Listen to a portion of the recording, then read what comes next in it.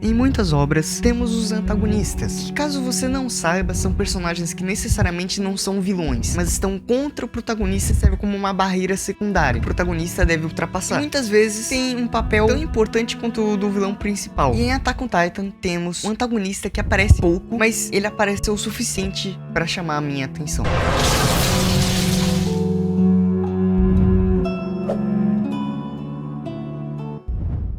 Opa, bom? Eu sou Darkzin e bom, só pra avisar, esse vídeo vai ter muitos spoilers do anime.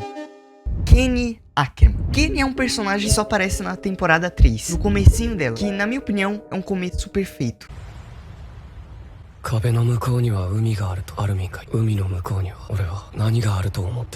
E aqui mostra as consequências da última temporada. Eren de repouso depois de ter perdido o braço. Eren, Mikasa, Armin, Jean, Connie, Sasha e Krista, que na verdade é Historia, Reis, entraram no esquadrão do Levi. E estão vivendo até que pacificamente durante esse tempo. Mas em um certo momento, o pastor Nick é encontrado morto pela Hanji. E quem está na cena do crime é a polícia militar do interior, que não faz sentido considerando o lugar que eles estão. E nisso, o Eren manda uma carta pro grupinho principal avisando algo. E todos eles saem, antes de alguns caras armados aparecerem. Estão tentando sequestrar Eren e Historia. E aqui mostra que duas pessoas estavam olhando eles de longe, um homem e uma mulher. E aqui não mostra o rosto deles direito, mas o homem fala isso.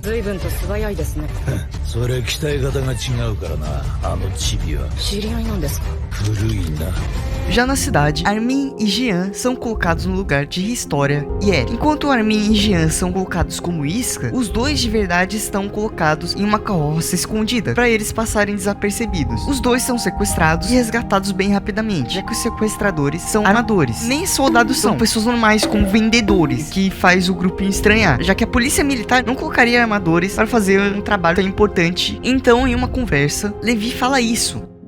切り裂きケニーを知ってるか。都の大量殺人鬼ですか。憲兵が100人以上も喉を裂かれたという。でも何年か前に流行った都市伝説ですよね。そいつはいる。すべて本当だ。ガキの頃、奴と暮らした時期がある。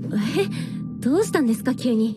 E aqui é apresentado o tema dessa temporada, que na primeira era a luta da humanidade contra os titãs, na segunda, titãs contra titãs, e nessa, humanos contra humanos.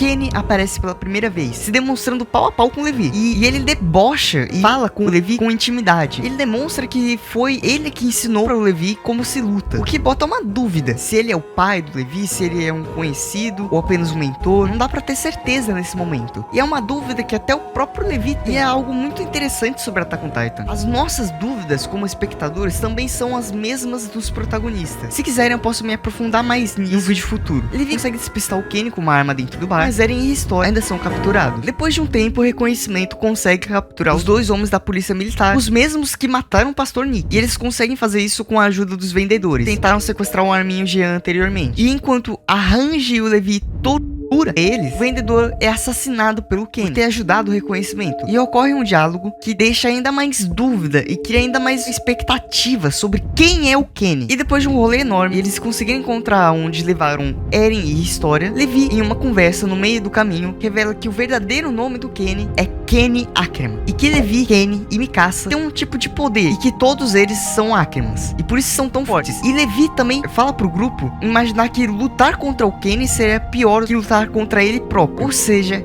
Kenny é ainda mais forte que Levi. Essa é a apresentação do personagem. E sendo sincero, quando eu assisti pela primeira vez, eu fiquei meio confuso, porque o Kenny me parecia aquele tipo de antagonista genérico, por ele ser adicionado tão repentinamente assim na história. Mas chegando mais no final desse arco, eu calei minha boca. Quando começa a luta generalizada para tentarem resgatar antes do Eren ser comido, peraí, isso pegou um pouquinho mais. É mencionado algumas vezes que o Kenny tem um sonho. E finalmente é explicado o que o sonho dele é quando o pai da Historia vai injetar o soro titã na própria filha. Eren tem o titã original, mas ele permanece dormente porque só pessoas de sangue real podem usar esse poder. Quando o Kenny escuta isso, ele fica bravo e ele parece até meio triste. E aqui mostra a história do Kenny. Kenny morava no subterrâneo, escondido, porque Ackerman sempre foram caçados na superfície, já que eles não podiam ter as memórias apagadas. Kenny, por isso, matava muitos policiais militares e era chamado de Kenny usurpador. Kenny tinha uma irmã, e essa irmã trabalhava como mulher da noite, se é assim que podemos dizer. E ela acabou engravidando, mas por não receber luz do sol, acabou adoecendo e morrendo. Enquanto isso acontecia, Kenny acabou se deparando com o Rei das Muralhas e tentou matar ele, mas ele se transformou parcialmente e Kenny ficou desesperado. Mesmo sendo um hacker, ficou com medo de morrer. Mas o Rei das Muralhas não matou ele soltou o Kenny e se ajoelhou para o Kenny. E a partir disso, o Kenny acabou entrando na polícia militar, que tanto odiava, protegendo quem o instinto dele mandava matar, o rei. Kenny conheceu melhor o Rei das Muralhas. Durante o tempo, ele começou a morrer. Afinal, portadores de titãs só vivem 13 anos. E a partir disso, perguntou, por que ele, sendo tão forte, não usa? Por que ele não mata as pessoas? Que tipo de visão ele tem? Por que ele é tão pacífico, tendo o poder de destruir todos? E daí, Kenny tirou seu sonho. Se ele pegasse o titã original, será que ele, um monstro, iria ter a mesma visão que ele? Depois disso, Kenny decidiu visitar a própria irmã. E chegando lá, só achou o corpo em decomposição. E um menino, filho de sua irmã, chamado Levi. Apenas Levi.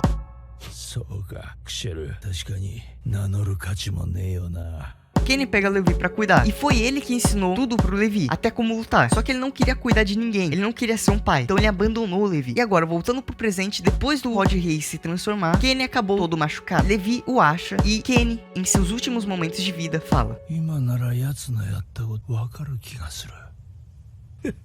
俺が見てきた奴らみんなそうだった。酒だったり女だったり神様だったりもする。一族、王様、夢、子供、力。みんな何かに酔っ払ってねえとやってられなかったんだな。みんな何かの奴隷だった。あいつでさえも。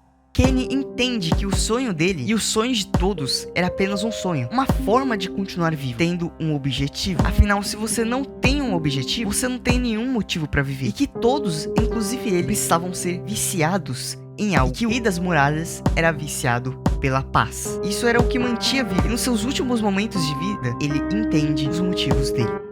Eu gosto muito do Kenny como um antagonista, porque ele passa uma visão muito interessante, que todos precisam de um objetivo, e ele próprio sempre procurou um objetivo, e quando achou, era inalcançável, e exatamente por ser difícil, que dava gosto de viver. Ele queria poder. Ele, no final da vida, percebeu que o rei, por já ter o poder bastante para acabar com a humanidade, segundos, buscava a paz. Porque não é um sonho quando já temos. E essa era a forma do rei se manter vivo, com um objetivo. Eu, primeiramente, na primeira vez que assisti Attack on Titan, não gostei tanto do Kenny. Mas na segunda vez que eu assisti, eu entendi o que ele queria dizer. E apesar de ser adicionado bem repentinamente na história, é uma aparição bem feita. A filosofia por trás dele, apesar de eu não concordar com ele, é muito interessante. E por isso eu considero ele um personagem profundo. E ele até influencia as decisões futuras do Levi. Bom, esse foi o vídeo, espero que tenham gostado. Se tiver gostado, dê um likezinho. E dá um tiro no botão vermelho que está escrito inscreva-se. Mas não literalmente, não vai estourar a tela do seu aparelho eletrônico. Não vai me culpar depois. É isso aí, tenha uma ótima noite e durma agora. E sonhe também, tem que sonhar.